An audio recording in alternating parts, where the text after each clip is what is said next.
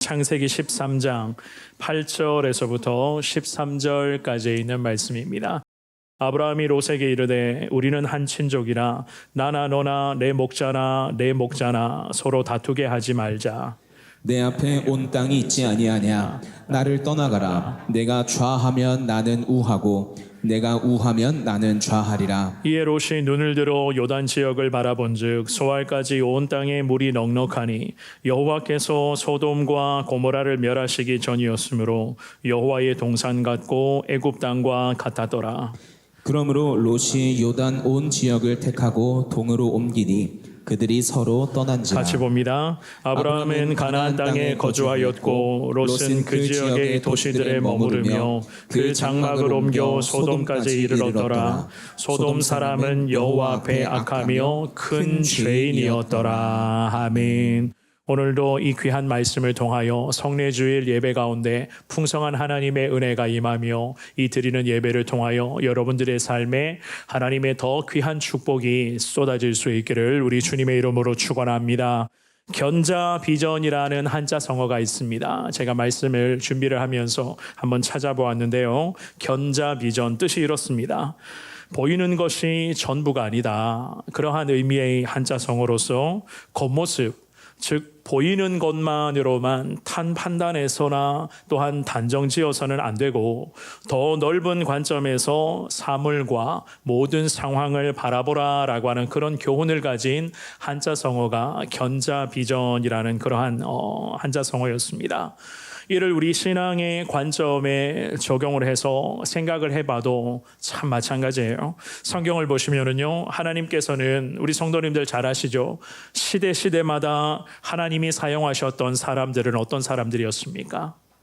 그 시대와 상황만을 바라보는 사람들이 아니라 오히려 시대와 또한 마주하는 그 어려움의 극한의 상황을 넘어서서 그 가운데서도 살아계신 하나님만을 바라보았던 사람들을 하나님은 그 시대의 위대한 하나님의 사명자로 주님은 시대와 민족을 살리는 데에 주님을 세우시고 그러한 사람들을 사용을 하셨죠. 구약시대에 하나님께서는 그 피폐한 이스라엘 땅 가운데에 선지자들을 하나님은 세워주시며 그 선지자를 통해서 이스라엘의 백성들이 하나님께로 돌아와서 회개하고 다시금 하나님만을 오롯이 섬기는 데에 하나님의 선지자를 세워주셨고 신약으로 넘어와서 바울이라는 위대한 복음의 사도 또한 베드로를 비롯한 하나님의 제자들을 주님께서는 세워주셔서 예수 그리스도의 거룩한 복음이 확장되는 데에 우리 주님께서는 귀한 사명의 거룩한 사람들로서 주님은 사용하여 주셨습니다. 물론 우리 예수님께서도 마찬가지셨죠. 당신의 거룩한 구원의 사명을 완수하시기 위하여 우리 예수님 그 어려움, 특별히 십자가 극한의 고통의 앞에서도 그 십자가만을 바라보았던 것이 아니라 십자가를 통해서 위대한 하나님의 구원 역사, 그 이루어 가실 구원 역사를 바라보며 우리 예수님께서는 십자가의 그 고통마저도 다 참고 인내하셨기 때문에 오늘 이 시간 우리가 이 자리에서 예배를 드리며 이 시간 성례주일 거룩한 하나님의 구원의 은혜에 동참하며 살아가고 있는 것 아니겠습니까? 오늘 예배에 나오신 사랑하는 여러분, 오늘 말씀의 제목처럼 가시적인 것이 전부가 아니기에 특별히 우리의 두 눈앞에 펼쳐져 있는 이 상황이 전부가 아닌 것을 우리는 오늘 이 본문의 말씀을 통해서 배우게 될 겁니다. 사람이 그렇습니다. 눈에 보이는 대로 귀에 들리는 대로 인생을 살아간다면 참 그러한 인생살이가 얼마나 쉽겠습니까? 고민하고 염려하고 우리가 걱정할 필요가 뭐가 있겠습니까? 그런데 우리 성도님들 지금까지도 경험하셨겠지만 우리의 인생이 그렇지가 않습니다. 인생의 길을 걸어가는 동안 물론 앞으로도 마찬가지입니다마는 여러 많은 난관이 있었고 수많은 어려움들이 우리 가운데도 생겨났지 않습니까? 물론 앞으로도 우리의 인생 어떠한 일이 어떻게 발생이 될지 우리가 누가 예상할 수가 있단 말이겠습니까? 그때마다 눈에 보이는 것들, 가시적인 것이 전부가 아니구나는 것을 오늘 말씀을 통해서 우리 성도님들 잘 배우시고 오히려 눈에 보이지는 않지만 여전히 모든 상황과 많은 순간을 전부 다 움직이고 계시고 주관하고 계시는 우리 살아계신 하나님이 여전히 함께 하신다. 이 믿음과 확신을 통하여 거룩한 신앙의 길, 순례자로서의 복된 길을 걸어가시는 데에 힘을 내시는 이부 예배 나오신 우리 모든 성도님들 되시기를 한 번 더 주님의 이름으로 축원합니다. 우리는 오늘 본문의 말씀을 통해서 두 가지 하나님이 가르쳐 주시는 신앙의 교훈을 한번 찾아보기를 원하는데요. 첫 번째입니다. 내가 아니라 항상 내 삶에는 하나님이 먼저가 되셔야 돼요. 늘 우리의 인생길에는 내가 먼저가 아니라 살아계신 하나님이 먼저 행하셔야 된다. 지난 주일에 이어서 우리가 오늘 이 창세기 13장의 말씀으로 하나님의 은혜와 특별히 그리스도인으로서의 신앙의 지혜를 한번 배워보기를 원하는데요. 지난 주일에도 살펴보셨겠지만 하나님을 향한 믿음, 하나님을 향한 이 믿음을 기준으로 봤을 때에 본문에 등장하는 아브라함이라고 하는 사람과 그의 조카였습니다. 롯이라고 하는 이 두 사람을 보면은 그야말로 삶의 가치관, 특별히 인생을 살아가는 이 관점, 기준 자체가 완전히 달랐습니다. 그러니 이들은요, 지난주에 제가 말씀을 드렸습니다마는 갈라질 수밖에 없었던 거예요. 좀 더 있는 그대로 표현하자면 사실 이 두 사람은 같이 가면 안 되는 사람들이었습니다. 하나님께서 아브라함을 애굽이라고 하는 곳과 갈라지게 하셨죠, 그죠? 그리고는 롯이라고 하는 이 조카와 하나님은 오늘 본문에서 갈라지게끔 하십니다. 아브라함의 조카였던 이 롯은 사실 조실부모였습니다. 그래서 삼촌 아브라함의 스라에서 이 롯이 자랐거든요. 이제는 세월이 흐르고 흘러서 이 조카였던 롯도 삶의 기반을 잘 형성을 했습니다. 그리고 하나님의 은혜와 축복으로 많은 것들을 이 조카였던 롯도 거느리고 있었고 누리고 있었어요. 사실 조카 롯의 입장에서 보면은 삼촌의 믿음과 삼촌의 하나님 앞에서의 순종 때문에 하나님의 축복을 이 조카였던 롯도 덩달아 누렸거든요. 그런데 이 롯은 그 사실 자체를 몰랐습니다. 아니, 인정하고 싶지는 않았겠죠, 그죠? 더욱이 아브라함과 조카였던 롯 사이에 뭔가 모를 균열과 갈등이 발생하기를 시작을 했는데, 물론 그 균열과 갈등의 원인은요, 예나 지금이나 마찬가지입니다만은 물질 때문이었어요. 즉 이해관계 때문에 결국에는 아브라함과 롯의 관계에 문제가 생겨납니다. 지난주에 살펴보았던 본문의 창세기 13장의 5절 6절을 먼저 읽어볼게요. 창세기 13장 5절과 6절입니다. 시작. 아브라함의 일행 롯도 양과 소와 장막이 있으므로 그 땅이 그들이 동거하기에 넉넉하지 못하였으니 이는 그들의 소유가 많아서 동거할 수 없었음이니라. 아멘. 하나님의 은혜로 아브라함이나 롯은 풍요로움의 축복을 누렸습니다. 그 시대의 풍요로움의 상징은요, 많은 가족들을 데리고 다니는 것, 게다가 많은 가축을 거느리고 있는 것이 그 시대에는 부요함, 풍요로움의 그러한 상징이었습니다. 그러니 성경은 말씀합니다. 땅이 모자랐다. 게다가 그들의 소유가 많아서 더 이상 아브라함과 롯은 동거할 수 없는 지경에 이르게 되었다. 성경은 그렇게 말씀을 하죠. 급기야 갈등과 분열이 생겨나기를 시작을 합니다. 그 내용이 방금 읽었던 5절과 6절과 그리고 7절까지의 말씀을 보면 쭉 기록되어져 있어요. 결국 아브라함은요, 롯에게 제안을 합니다. 눈에 보이는 것, 즉 가시적인 이 모든 것이 전부가 아닌 것을 아브라함은 너무나 잘 알고 있었거든요. 그래서 양쪽 목자들 사이에 지금 벌어지고 있었던 다툼과 그러한 갈등을 그냥 내버려둬서는 안 된다라고 판단을 합니다. 하나님이 기뻐하시지 않는 것임을 아브라함은 이미 알고 있었어요. 그래서 롯에게 이야기를 하죠. 어떤 이야기를 합니까? 오늘 본문의 8절입니다. 우리 8절의 말씀 같은 목소리를 읽어봅니다. 시작. 아브라함이 롯에게 이르되 우리는 한 친족이라 나나 너나 내 목자나 내 목자나 서로 다투게 하지 말자. 아멘. 아브라함이 지금 이 말씀에 보시면은요, 롯에게 이야기를 해요. 우리는 한 친족이라. 친족이다. 이 관계를 한 번 더 설정을 하거든요.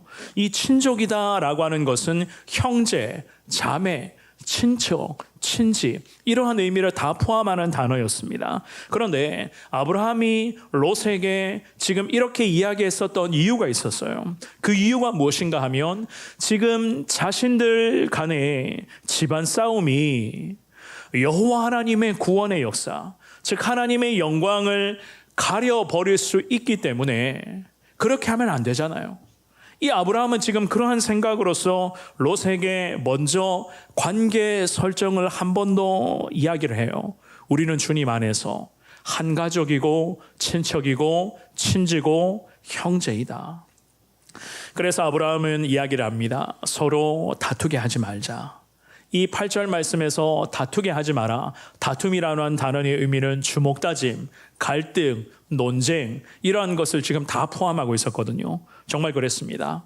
아브라함과 롯의 양쪽 진영의 목자들 사이에 다툼이 있었고 주목다짐도 오고 가고 있었고 말다툼과 논쟁이 계속 생겨나고 있었습니다. 그러니 아브라함은 판단을 해요. 이대로서 나로서는 안 되겠다. 하나님 앞에서 신앙인의 양심으로 봤을 때도 이것은 아니다라고 아브라함은 판단을 합니다. 눈에 보이는 것이 전부가 아니잖아요. 이 과정 속에서 우리는 하나님이 기뻐하시는 것을 판단해서 하나님이 원하시고 기뻐하시는 것에 우리는 순종해야 되는 사람들 아니겠습니까? 아브라함은 그랬습니다. 하나님 안에서 화평과 평강을 생각하고 있었습니다. 그래서 이 갈등 해결을 위해서 삼촌이었죠. 이 아브라함은 자신을 낮추면서 조카였던 롯에게 제안을 합니다. 9절 말씀이에요. 우리 같은 목소리로 9절 말씀 읽어봅니다. 시작. 내 앞에 온 땅이 있지 아니하냐. 나를 떠나가라. 내가 좌하면 나는 우하고 내가 우하면 나는 좌하리라. 아멘. 이 아브라함은 눈에 보이는 이 상황에서 하나님의 뜻을, 특별히 하나님께서 기뻐하시는 것을 고려하고 있었습니다. 그래서 삼촌이 조카에게 먼저 제안을 합니다. 먼저 제안했다는 것은 자기 것을 고집하지 않겠다라는 그런 의미이기도 하거든요. 그래서 삼촌이 조카에게 선택할 것을 이야기를 하죠. 9절 말씀을 잘 보십시오. 내 앞에 온 땅이 있지 아니하냐라고 말씀을 합니다. 이 온 땅이라고 하는 의미는 사해 바닷길을 따라서 지금 있었던 베델에서 저 소알이라는 지역까지 펼쳐지고 있었던 광활한 땅을 포함하여 요단강을 따라 형성된 양쪽 편의 강 주변의 비옥한 평지지대까지를 다 포함하는 온 땅이었어요. 이 땅들을 이렇게도 기름진 이러한 땅을 먼저 선택하라. 삼촌 아브라함이 조카에게 이런 제안을 지금 하고 있었습니다. 게다가 아브라함은요, 한 단계 더 높은 차원의 양보, 배려라고 할까요? 지금 조카에게 이야기를 합니다. 뭐라고 이야기를 합니까? 9절에 보시면 나를 떠나가라. 내가 좌하면 나는 우하고 내가 우하면 나는 좌하리라.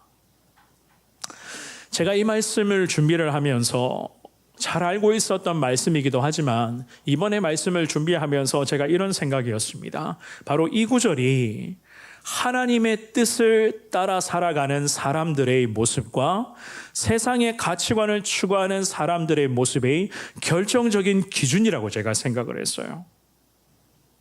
네가 좌하면 나는 우하고 네가 우하면 나는 좌하리라. 뭡니까? 성경의 가치관을 소유하는 사람들과 세상 가치관 가운데 살아가는 사람들은 결코 억지로 하나 될 수는 없다는 거예요. 성경의 가치관이 세상의 가치관을 이겨야지만이 이 세상의 가치관을 내려놓고 성경의 가치관 안에 들어올 때에 우리의 인생이 예수 안에서 하나가 되는 것 아니겠습니까? 생각해 보십시오. 이 본문의 말씀 속에서 지금 이 마주하고 있는 이 상황 자체가 녹록지가 않았습니다. 갈등과 대립이 이어지고 있었고 서로 주먹질하고 있었던 이러한 분열의 사태가 생겨나고 있었습니다. 그런데 여기에서 아브라함은 판단을 합니다. 갈라져야 되겠다. 갈라지는 것이 더 현명하겠다라고 아브라함은 이미 판단했습니다. 그래서 조카에게 이야기를 했어요. 눈앞에 보이는 광활하고도 기름진 땅을 보면서 조카 롯에게 먼저 선택하라라는 제안을 하지 않습니까? 자, 사랑하는 여러분, 이 과정 자체를 여러분들은 어떻게 생각을 하십니까? 아브라함이 하나님을 잘 믿었기 때문에 조카였던 롯에게 양보했구나, 그냥 이렇게만 생각을 하십니까? 물론 저도 그렇게 생각을 합니다만은, 아무리 우리가 그렇잖아요. 하나님을 잘 믿는다고 해도, 믿음의 조상이라고 불렸던 이 아브라함이라고 해도 우리와 똑같은 사람 아니겠어요? 안 그런 척해도 사람의 마음은 죄악의 본성 자체가 이미 다 있습니다. 그에 따른 죄의 욕망이 항상, 우리도 그렇습니다. 꿈틀꿈틀 거릴 때가 얼마나 많이 있습니까? 아브라함도 그렇지 않습니까? 하지만 이 아브라함은 자기 안에 많은 생각이 있었고, 고민하고 있는 부분이 있었고, 갈등하고 있는 것도 있었고, 내가 이렇게 자존심까지 내려놓으면서 조카에게 과연 양보했을 때에 얻는 이득이 무엇인가? 라고 하는 이러한 여러 가지 그런 생각이 있었을 것입니다. 그런데 이 아브라함인 대단했던 것이 무엇인가 하면, 있는 그대로 다 표출하지는 않았다는 거예요. 우리 인생 그렇지 않습니까? 하고 싶은 말 다 하고 하고 싶은 대로 살아간다면 우리의 인생 편하잖아요. 아브라함은 그랬지 않았습니다. 있는 그대로를 다 드러내지를 않았습니다. 오히려 지금 이 마주하는 상황에서 아브라함은 분명히 판단합니다. 눈에 보이는 것이 전부가 아니다. 지금 눈앞에 펼쳐지고 있는 이 과정 자체가 전부가 아닌 것을 아브라함은 판단을 합니다. 어처구니 없는, 그야말로 조카 앞에서 자존심 구길 수밖에 없었던 그러한 상황이었지만, 자기 자신만을 생각했던 것이 아니라 하나님의 기쁘신 뜻을 아브라함은 마음에 품고 있었습니다. 그래서 하나님 앞에 자신을 끝까지 내려놓고 있는 그대로를 다 드러내지를 않고, 이 과정 속에서 하나님 때문에, 하나님, 내가 참겠습니다. 내가 하나님 때문에 여기에서도 인내하며 하나님만을 바라보겠습니다. 아브라함은 이러한 마음으로 이야기를 합니다. 나를 떠나가라. 네가 좌하면 나는 우하고 네가 우하면 나는 좌하겠다. 하늘의 거룩한 분깃을 이 아브라함은 믿고 있었기 때문에 지금 이 어처구니 없는 갈등과 분열 앞에서도 믿음의 조상답게 온전한 신앙의 덕을 쌓아가고 있었습니다. 자존심을 내려놓았습니다. 인간적인 마음과 인간적인 그런 욕심을 다 내려놓았습니다. 게다가 이 아브라함은 자기의 후손을 통해서 하나님이 이루어 가실 위대한 구원의 역사를 마음에 품고 있었습니다. 그렇기 때문에 가시적인 것이 아브라함에게는 전부가 아니었어요. 이 가시적인 상황 속에서도 믿음의 눈을 들어서 과연 하나님이 원하시는 것이 무엇인가?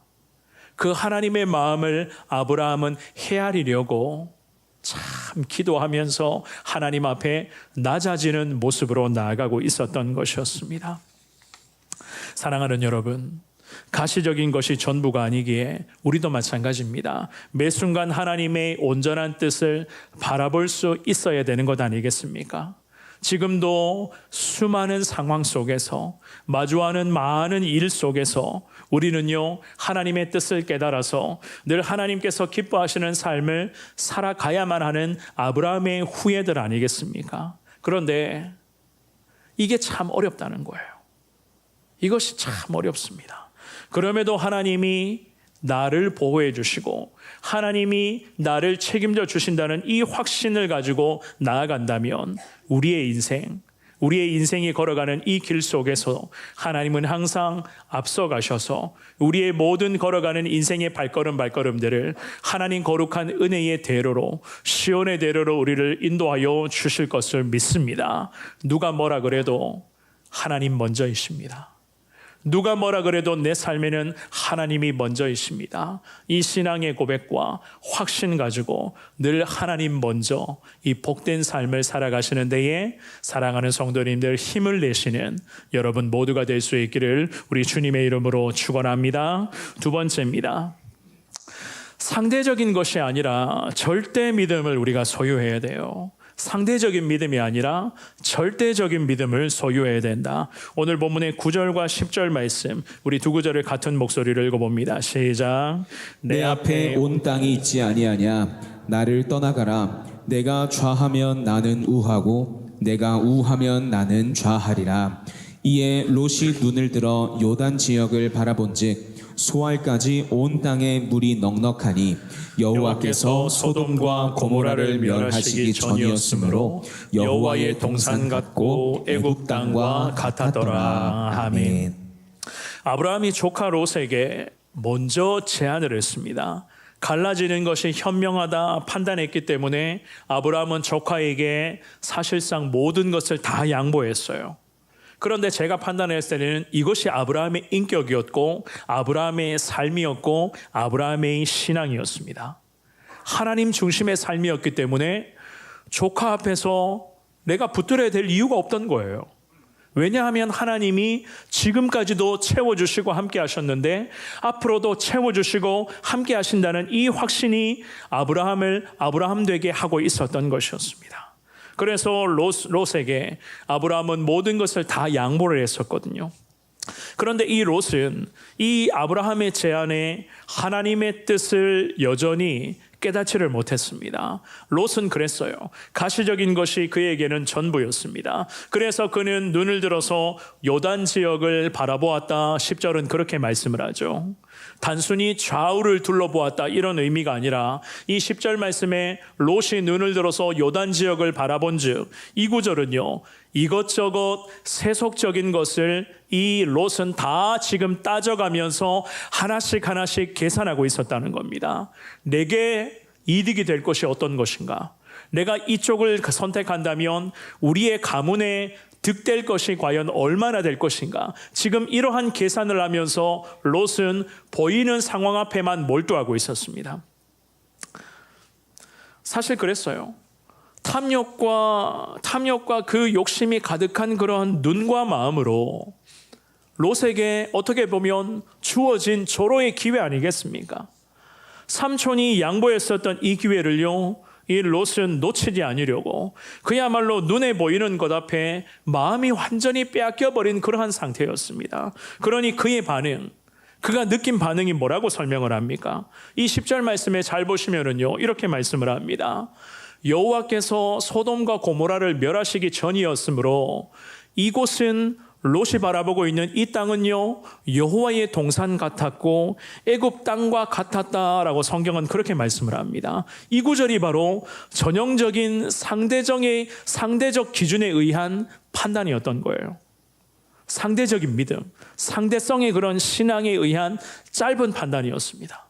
더욱이 기가 막힌 것은요, 여호와의 동산을 애굽의 우상의 땅, 세속과 번영을 상징하는 땅과 롯은 계산하면서 비교하고 있었습니다.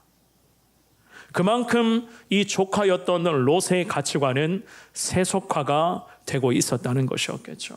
그러니 아브라함은 판단을 합니다. 이런 조카에게 과연 무슨 선한 것을 기대할 수가 있을까?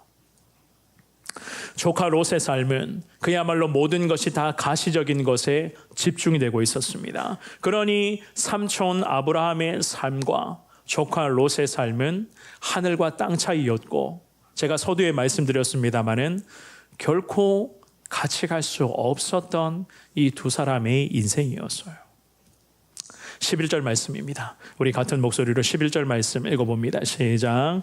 그러므로 롯이 요단 온 지역을 택하고 동으로 옮기니 그들이 서로 떠난지라. 아멘. 결국 롯은 상대적인 기준에 따라 판단을 합니다. 그리고 요단 온 지역을 택하여 동쪽으로 거처를 옮겨버렸다. 아브라함을 떠나게 되었다. 성경은 그렇게 말씀을 하죠. 사실 롯은 아브라함의 조카였습니다. 그런데다가 하란이라고 하는 곳에서부터 이 아브라함의 영향 아래에 롯은 자랐단 말입니다. 그래서 롯의 입장에서 봤을 때는 롯의 실질적인 보호자였던 삼촌 아브라함, 이 아브라함에게는 그야말로 아들과 같은 사람이었고 아들로서의 그런 의무를 이행해야만 되는 사람이 바로 오늘 본문의 조카 롯이었습니다. 그럼에도 이 롯은 삼촌의 이런 제안에 선택권을 덥석 물어버리고는 양보는커녕 가시적인 것을 전부로 여기면서 요단 동편의 땅을 먼저 선택해버렸습니다. 그랬습니다. 롯에게는 아직까지도 애굽의 정신이라고 할까요? 물질 중심의 사고가 그대로 남아 있었습니다. 세속적인 가치관이 롯을 지배하고 있었습니다. 그리고 이것이 결국 이후에 닥쳐올 모든 불행의 씨앗이 되고 있었는데 정작 당사자였죠. 롯은 전혀 몰랐던 거예요. 오늘 본문의 12절과 13절의 말씀, 우리 두 구절의 말씀을 읽어봅니다. 시작. 아브라함은 가나안 땅에 거주하였고 롯은 그 지역의 도시들에 머무르며 그 장막을 옮겨 소돔까지 이르렀더라. 소돔 사람은 여호와 앞에 악하며 큰 죄인이었더라. 아멘. 아브라함은 약속의 땅 가나안에 거주했습니다. 그러나 롯은 그 지역 도시들에 머물면서 12절에서 말씀하죠. 장막을 계속 옮겨 다녔습니다. 장막을 옮겨 다녔다. 이 장막을 롯은 왜 옮겨 다녔을까요? 요단 동편의 좋은 땅, 가시적인 그런 기준에서 좋은 땅을 선택을 했다면 그곳에 가족들과 가축과 목자들, 그곳에서 함께 정착하면 되는 것 아니겠습니까? 그런데 성경은 롯의 행태를 말씀을 합니다. 장막을 계속 옮겨 다녔다.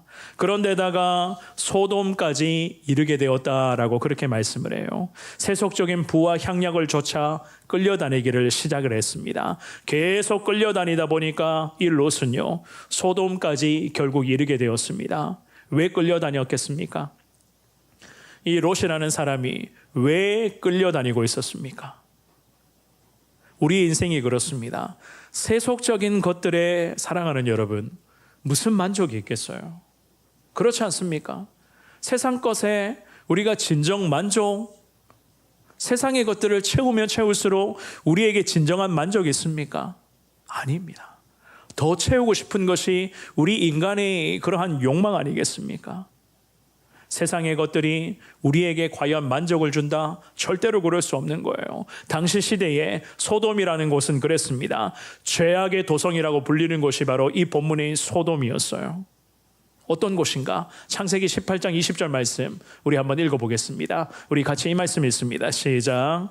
여호와께서 또 이르시되 소돔과 고모라에 대한 부르짖음이 크고 그 죄악이 심히 무거우니. 아멘. 가시적인 것이 전부였던, 눈에 보이는 것에 귀에 들리는 것을 기준으로만 삼았던 조카였던 롯이었습니다. 결국 그는 어떻게 되었습니까? 점점 더 죄악의 세계로 빠져 들어가게 되었습니다. 그 결과가 어떻게 되었는지 우리 성도님들 잘 아시죠? 이 롯은요, 가문이 몰락하는 비극을 겪게 됩니다. 롯 자신이 포로로 잡혀가게 되었고 아내와 가족들이 자기가 보는 앞에서 죽어나갑니다. 게다가 사랑하는 딸이 있었는데 이 딸의 불륜 사건까지 온갖 죄악된 참상을 겪는 아픔을 결국 이 롯은 마주하게 됩니다. 무엇 때문에 집안이 몰락하고 이 지경이 되었습니까? 기억하셔야 돼요. 하나님 한 분만 믿는 절대 믿음이 아니었기 때문이에요. 하나님과 세상을 겸하면서 상대성의 신앙으로만 가시적인 것을 쫓아가는데 혈안이 되었기 때문에 이 신앙의 결과는 결국 패망과 몰락이었던 것이었습니다. 우리는 롯을 보면서 배우셔야 돼요. 작은 타협에서부터 이렇게 끔찍한 결과를 받아들일 수 있다는 것을 우리는 반드시 배우셔야 됩니다. 사실 롯이 그랬습니다. 처음에는요, 시작은 소돔 근처의 땅이었거든요. 요단강변의 그런 기름진 땅을 이 롯이 먼저 선택했지 않습니까? 그런데 성경은 말씀합니다. 장막을 계속 옮겨 다녔다. 왜 장막을 옮겨 다녔을까요? 장막을 계속 옮겨 다니다 보니까 죄악의 도시 소돔이라고 하는 그 죄의 도성에 이 롯이 정착하게 되었거든요. 죄악의 유혹 앞에 결국 작은 타협이 이렇게 끔찍한 비극의 결과를 맞이하게 되었던 거예요. 우리도 마찬가지입니다. 세상과 하나님을, 세상의 가치관과 성경의 가치관을 왜 자꾸 비교하고 있습니까? 우리의 믿음은 상대적인 믿음이 아니라 저와 여러분들의 믿음은 하나님 앞에서의 절대 믿음인 것을 오늘 이 본문을 통해서 배울 수 있는 여러분 될 수 있기를 주의 이름으로 축원합니다. 적당하게 타협하는 신앙의 끝은요, 롯을 보면 알 수 있어요. 하나님이 성경을 통해서 우리에게 분명히 가르쳐 줍니다. 적당하게, 대충대충, 좋은 게 좋은 것이지 뭐, 이런 식의 신앙의 끝은 롯을 보면 우리가 알 수 있다는 거예요. 우리 예수님이 마귀로부터 광야에서 시험 받으셨을 때에, 공생애를 시작하기 직전에 마귀로부터 시험 받으셨을 때에 마귀에게 어떤 말씀을 하셨습니까? 그 마귀의 유혹과 시험을 단번에 예수님은 거절하시면서 오히려 마귀에게 이런 선포를 하셨습니다. 마태복음 4장 10절 말씀 한번 읽어볼까요? 우리 이 말씀 읽어봅니다. 시작. 이에 예수께서 말씀하시되 사탄아 물러가라. 기록되었으되 주 너희 하나님께 경배하고 다만 그를 섬기라 하였느니라. 아멘. 단번에 거절하시며 사탄의 유혹을 말씀으로 이겨내신 예수 그리스도. 오늘이 주일 아침에 성례주일 예배드리는 우리에게 하나님이 가르쳐 주십니다. 작은 타협에서부터 시작된 죄악된 행위의 끝은 결국 롯의 가문이라고, 비극과 몰락의 원인이 된다고 말입니다. 그러므로 주님의 이름으로 부탁드립니다. 하나님 앞에서 상대성의 신앙, 비교하고 계산하고 따져가면서 상황 보면서 적당하게 신앙생활하는 이러한 습관들 다 내려놓고 오늘 이 시간 아브라함의 신앙을 소유하기를 원합니다. 아브라함처럼 절대 믿음으로 하나님 말씀에 절대 순종으로 살아가는 데 되기를 원합니다. 이러한 신앙의 다짐으로 하나님을 바라볼 수 있는 우리 귀한 성도님들 될 수 있기를 축원합니다. 말씀을 정리하겠습니다. 오늘 이 시간 우리가 성찬의 예식에 동참하게 될 것입니다. 이 거룩한 예식을 통하여 사랑하는 여러분, 예수님 한 분만을 더 섬기겠습니다. 우리 예수님만이 내 삶의 전부이십니다. 이러한 믿음의 고백으로 더 주님만을 의지하시는 여러분들 될 수 있기를 축원합니다. 우리의 인생길은요, 내가 먼저가 되어서는 안 돼요. 항상 예수님이 먼저 가셔야 됩니다. 예수님이 먼저 가셔서 내가 걸어가는 이 인생길에 시온의 대로를 주님이 펼쳐주셔야지만이 우리가 저 천국에 언젠가는 안전하게 도착할 수 있음을 여러분들이 믿으셔야 되는 거예요. 그 과정 속에서 이것저것 세상의 것들 따져가며 계산하며 여기 기웃거리고 저기 기웃거리는 이러한 신앙의 습관들을 다 내려놓고 오직 주님만을 섬기겠습니다. 이 절대 믿음을 소유하겠다고 주님 앞에 이 시간 다짐하시기를 바랍니다. 특별히 참여하게 될 거룩한 성찬 예식을 통하여 더 예수님만을 붙잡고 예수 중심의 인생으로 나아가겠습니다. 이러한 다짐으로 주님 의지하시기를 바랍니다. 여러분들의 신앙의 고백과 하나님 앞에서의 그 귀한 결단을 하나님이 기뻐하여 주실 것이고, 그 하나님 우리의 삶을 아브라함처럼, 롯이 아니라 아브라함처럼 우리의 인생을 주님 친히 끝까지 인도하여 주실 것을 믿습니다. 이 은혜를 소망하시며 늘 하나님 말을 의지하시는 우리 귀한 성도님들 될 수 있기를 주님의 이름으로 축원합니다.